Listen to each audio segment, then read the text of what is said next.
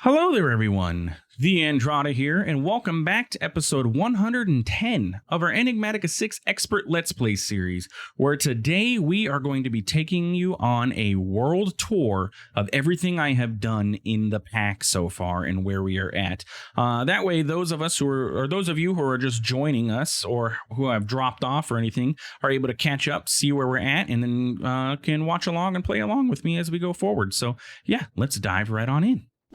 Welcome back, my friends, to another wonderful day here in the world of TheAndrata, where today we are going to do a probably be a little shorter of an episode, but we're going to just do a tour of my world and everything that I have going on so far and everything to kind of catch up those who are just joining us or who have dropped off on the pack and everything and on the playthrough. That's been like one of the most requested things from my feedback that I asked for yesterday and the other day in the community posts and everything is that we're so far ahead, it's hard to know what has been done, what hasn't been done, and then where things are going. So we're just going to go over everything just roughly, real quick, just talk about all of our stuff, where we're at in the pack, and then we'll discuss the future of the series and then where we're going to go and what we're going to be doing. So first off, starting out, here's our house, right? We got a nice little house. It's not much, but it's ours, where we have a bunch of different machines. We have our refined storage set up and it's doing fantastically. If we pop down into our basement here, you're going to see automation wall, where we have a bunch of machines automated, including mechanisms, enrichment chamber, cooking pot, and all that stuff. This is storage wall. This is power, and then this is fluid central is what I'm going to call it, where we have all of our fluids and stuff stored. And this is our mess of crafters, because we've only recently unlocked the ability to craft iron crafters en masse, at least. Basically last episodes, really, when we started being able to do that. Kind of, sort of. We're still working on it too, to be honest with you, but we can get more of them at least. So yeah, so we have all of our refined storage. Everything is hooked up and we're doing well refined storage wise. We do not have any disk drives with refined storage because we're using Occultism. As you can see here, we have Occultism with a wormhole, and we are, we're doing things with that, and we'll talk about that in a moment. So what we have back here in our hallways, we have our automation area, I guess you could say, or our input and output. We're using entangled blocks for a lot of our automations. And if you want to know how I use those, check out some of the past episodes. I use them heavily for movement of items because we don't have wireless refined storage, but I don't want to run cables everywhere. But basically, these are all our crafter inputs for all our various automations that we have set up. And then here's the outputs, where they all output and they go into our interface. And then we also have fluid outputs that go into our storage block here. Outside of that, down here in our basement, we have mechanism, metallurgic infusing automation. We have lithium production. We have miscellaneous just automations like plastic or lava, destabilized redstone, even more like rubber and stuff like that. What is that? Mossy cobblestone, I believe. And then like this is worms. We have a reactor from Powa, a nitro tier reactor that's generating us about 500,000 RF per tick. And yeah, that's basically it for our basement. This is our Powa automation. And back to where we started. So that is our house. That's where we're at with our automation. So if we take a look in our quest book and we look at where we're at there, basically what we have completed is the mechanical mayhem and the computer science quest book. And a lot of that is what you saw downstairs with refined storage, with the with just a lot of the miscellaneous automations, the fluid encapsulating, fluid cells, all of these processes and stuff. A lot of them take place downstairs, and along with a little bit of magic-y stuff too. So that's our house. And then up on top of our roof up there, we have a solar panel set up, but that's about it. Outside of our house, we have our animal farm, which hasn't been used probably since like episode 5, but it's there because I just keep forgetting to do something with it. Over here, we have our Ars enchanting setup where we have Ars Nouveau enchanting apparatus. We have a pump jack here from Immersive Engineering for our crude oil. We have a couple different farms just for various things, logs, various plants and stuff.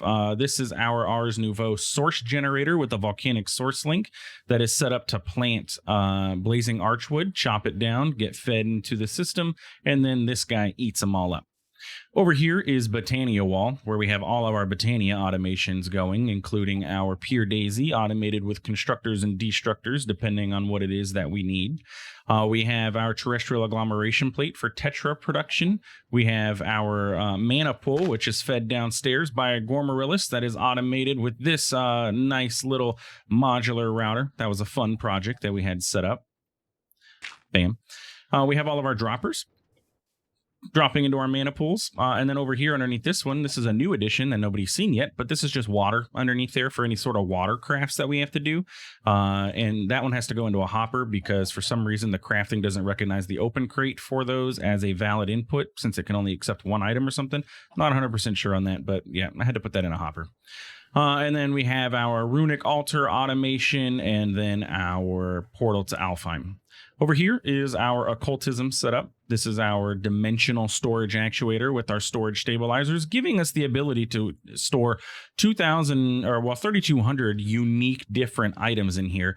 And each of those items can hold a ridiculous amount. Like this holds 7,000 cocoa beans, which is obviously more than the 3,200. There is a limit. What that limit is, I haven't reached it yet, so I don't know. But we can hold a lot of items, basically. And that is attached to our refined storage system. So we no longer need to have, we don't have to have disks or anything set up. We can just point everything into here and it works perfect. And it's actually fantastic. Plus, if we access our backpack here and we grab our storage accessor, we can access this anywhere in the universe, cross-dimensionally, anything. Over here is our Ritual of the Forest. This is our area for our automation for Nature's Aura. And if we pop downstairs, this is where all that automation takes place. And it works fairly well. Let's see. Behind the house, we have our Silk Moth automator, which is basically just dumps them into this chest. They get stuck every once in a while, but to be honest, it's really not that big of a deal. But basically, they shoot themselves out of the Silk Moth chest. Man, there's a lot of them there, aren't there? They shoot themselves out, and then they launch into the spikes here, and then get picked up by a factory hopper. This is our automated production for bees, basically our mutation area, where if we want to have a bee mutate a block, we can set that up here with our create deployers and everything and kind of have that completely automated. Haven't used it for a little while. Back here we have a cobblegen, which that's interesting. I don't know what that is. Glossed magma. Where did that come from? That's new. Anyway, and we have some ice. Sweet. This got jammed up. Anyway, back here we have our cobblegen, which has got a couple blocks of diamond and iron down there, generating some random blocks for us, like arid stone or sandstone and stuff like that. Yeah, this is completely borked here. Over here is our bee apiaries. We have a total of 3 apiaries. 1, 2, 3, and we have pretty much every bee that we could possibly think of making in the pack. As many bees as we possibly can, because bees are life. I haven't had to mine in probably 99 episodes, so it is fantastic having all of these bees set up and doing all the work for us. But we have guys such as the cobalt bee, a coal bee, I think that's like a Constantin bee. We got the PCB. We've got a clogged bee. We just got all the bees. The bees are our friends. They're doing their thing and they're producing us honey, which are honeycombs, which all get sucked over here to this diamond chest and processed in our centrifuge, and stuff gets done for us. Over here is our tree hall, I guess you could call it, where we have our arboreal extractors set up on these guys that are extracting the juices from these trees, dumping them straight into our fluid cells downstairs in Fluid Alley. And then, yeah, that's basically it for up here. Atom and Eidolon altar. Over here is our sylph farm. Now, the sylph is from Ars Nouveau, and it is a fantastic little creature that can harvest plants for you automatically and safely without damaging the plant or anything like that. So basically, we have any single type of plant that we could ever need in our life over here. Melons, botania flowers, crimson roots, like mushrooms, trees, cactuses, sugarcane. We have tinker stuff, mineral, all kinds of stuff. Basically any plant that you could possibly want automatically gets farmed up by ourselves, and we end up with tons of different stuff in our system, which is great. So like, for example, if we look at petal blocks, we have over 2,000 of every single petal block here, which means each one of these can convert over to 9 petals. So we have 18,000 petals of each type basically stored in our system, ready for us to go at any time, and it took literally nothing to operate. And then lastly, over here, we have our Drigme farm, which is our Ars Nouveau Drigmes, who are to sylphs, as sylphs are to plants, Drigmes are to mobs. They take mobs that you can capture, and you can put them on top of a create seat so they don't despawn, and they farm the mobs. Pretty much any type of mob that you have in the game, they can farm and get certain items out of them. So like wraiths, for example, you can get ectoplasm, or zombies, you get dark flesh, or wither skeletons, you get wither skulls and stuff like that. It's pretty cool. My little friend here must have taken damage from something. And then we have our little carbuncle friends who are just going, they run over to the chests and they grab the stuff out of them and they put them in, which gets dumped into our system right there. Cool. So that is our main base area, except for in the sky up here, we have Astral Sorcery. So up here, this is a automation for clouds in a bottle, because you have to do those at Y level 130 or something like that. And then up top is our Astral Sorcery area, where we have a Starlight Crafting Altar and some Astral Relay Tower thingies. Okay, cool. So let's see what's next. Portals is Portal Land. We have our Undergarden portal and our Nether portal. Inside of the other Undergarden, we really don't have much other than our tier 4 blood magic altar, just chilling here, doing its thing with some runes so we can stabby ourselves. Eventually, this is going to move into the overworld because we are at tier 4, which means we can move it over. It's on my to-do list. And then the Nether is just, it's the Nether. Nothing fancy about the Nether. If we pop up top to our wizard tower here, this was going to be our home at one point. This is a repurposed apotheosis tower, or I'm sorry, waystone tower that I was going to make into our base and kind of do a skyblock thing. But that was a long time ago and it didn't end up working out because I couldn't get refined storage up here wirelessly. And yeah, it just didn't work out. So it's kind of sort of become our dumping ground for some of our magic mods. So like this is Nature's Aura, the natural altar that is automated over here with our swamp homie.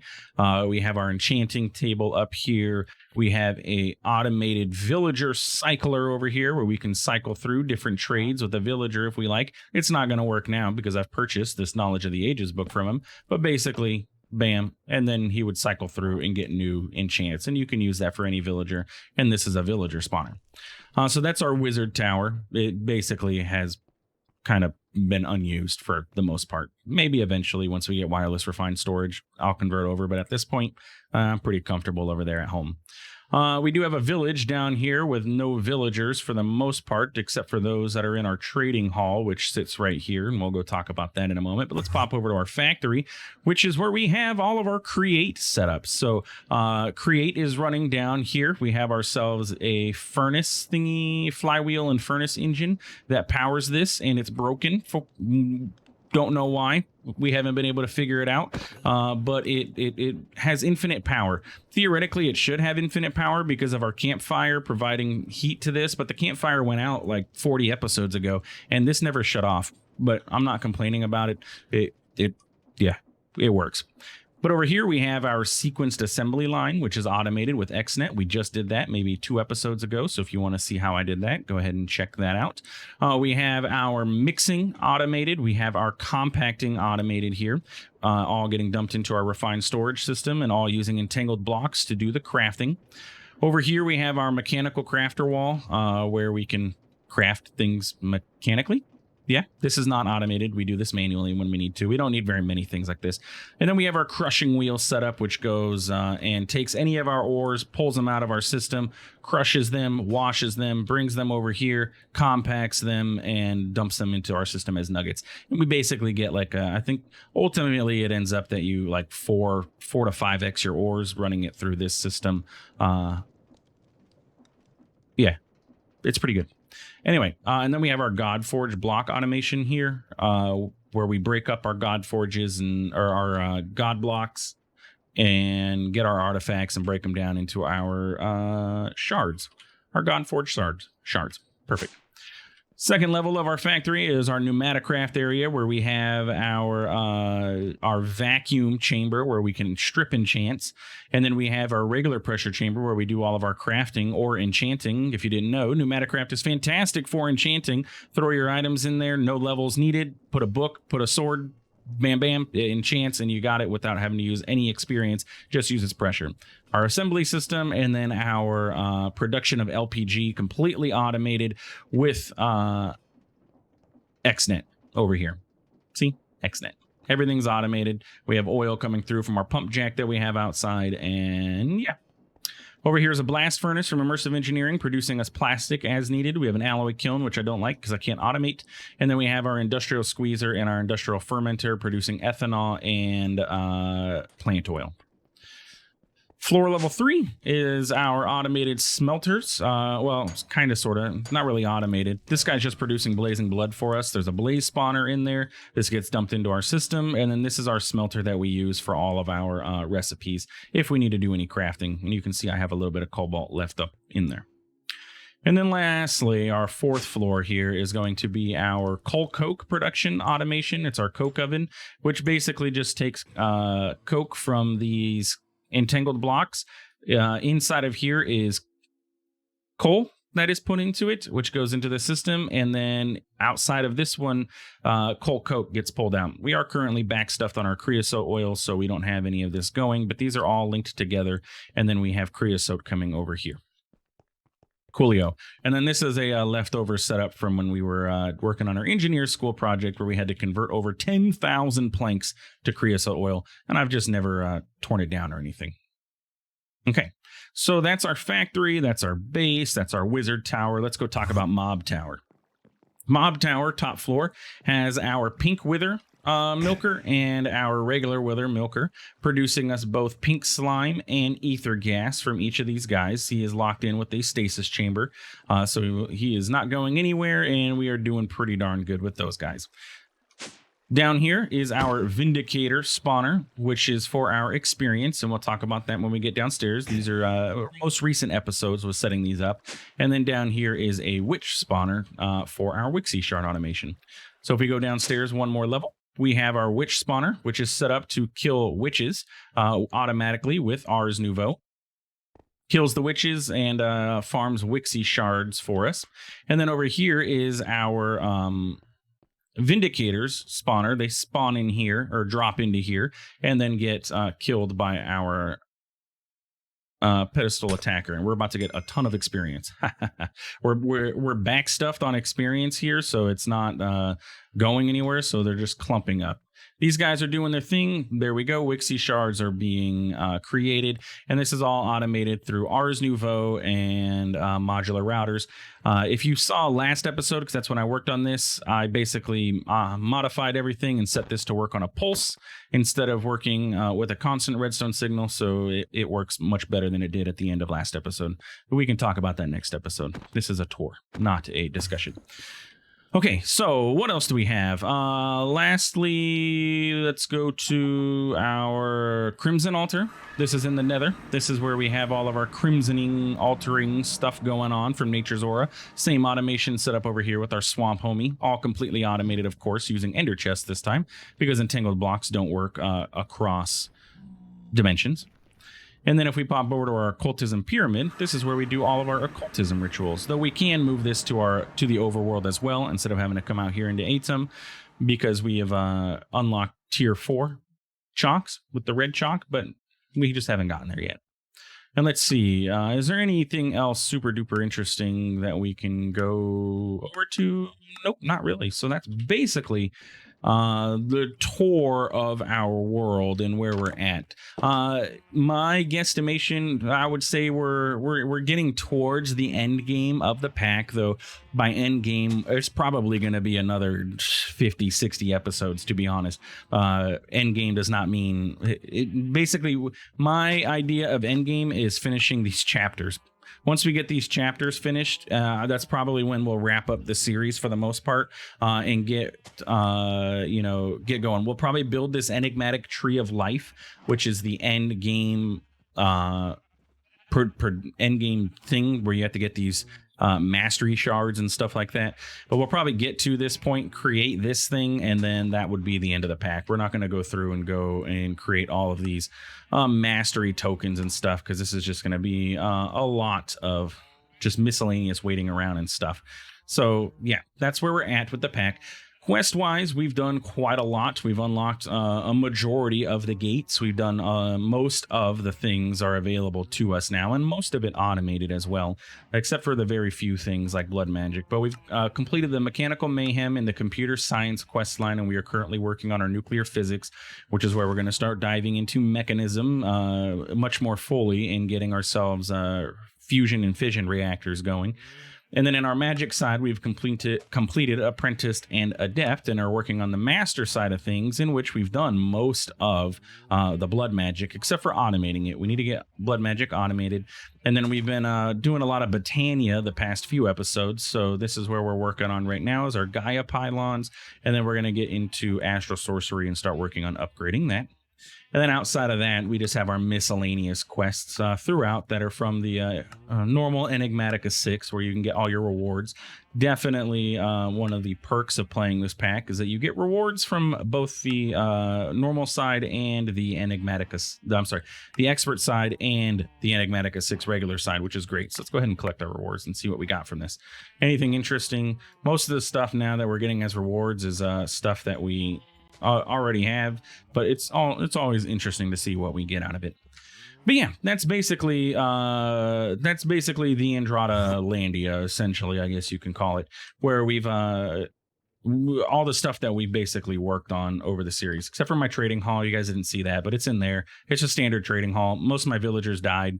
As you can see, there's some blocks missing. We had a lightning strike that decided to convert them all over to witches, and then some of them died. So yeah, no fun. But anyway, that's our world tour to catch everybody up who has not been able to keep up with the episodes. And I understand it's this is going to be episode 110. So that's a lot to watch. That's 55 hours worth of content, give or take, minus the few extra long episodes like we had earlier this week.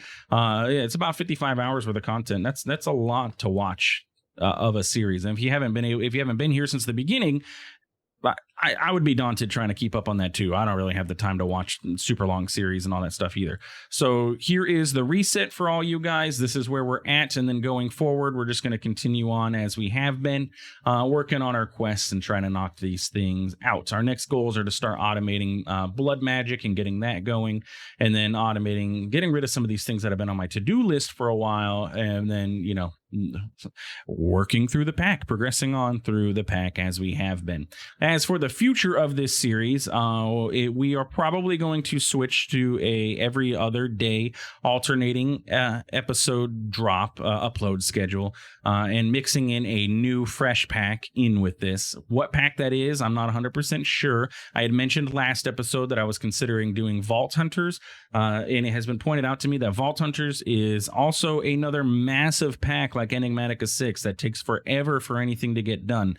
And so I probably won't go with that. We might go with something that's a little bit more casual, a little bit easier for us to play and everything like that. Not so expert like, so that we can dive in, we can progress, we can have fun, maybe focus on some cool automations and stuff that don't require a whole bunch of ridiculous micro crafting and stuff like that. Because like even just to make like this electrolytic separator and stuff requires all of this little micro crafting processes. Like this requires multi-servo press, and it's an expert pack, and I don't want to set up another pack that's an expert pack and then fall into the same rut that we're in now. So what pack that's going to be, I don't know. We'll find out. You guys may find out. Really, tomorrow would be when I would probably start this. Potentially, we'll see. You'll notice when Enigmatica 6 doesn't get uploaded and something else does. So that's when I'll start. But anyway, that's going to be it for today's episode. So if you enjoyed, please feel free to like, comment, subscribe. If you're new to the channel and you're new to this series, welcome. I appreciate you stopping by, watching. I hope that this helps explain where we are in the pack so that you guys are able to jump in.